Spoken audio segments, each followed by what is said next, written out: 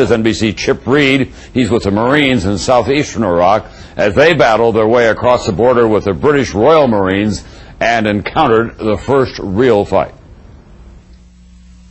Well, this is Chip Reid with the 1st Marine Division. We started by bursting through the large sand berm that lies between Kuwait and Iraq, and suddenly the entire column of armored assault vehicles that we were with ground to a halt.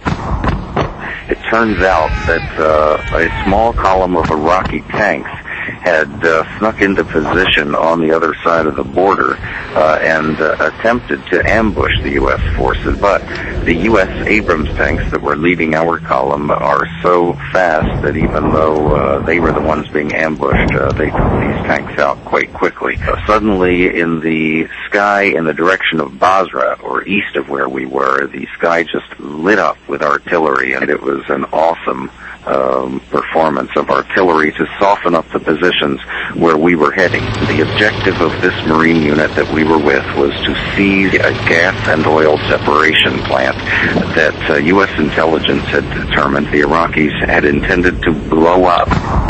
The Iraqis, after they had been shelled with mortars and a couple of F-18s, dropped a couple of 1,000-pound bombs to soften things up.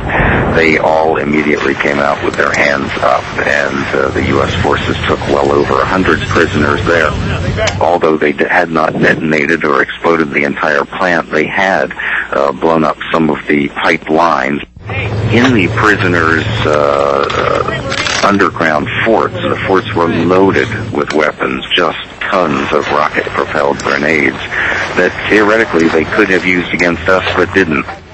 Obviously, these men had no desire to take on the U.S. military and had intended to surrender as soon as any kind of force was brought to bear against them, and that is exactly what they did.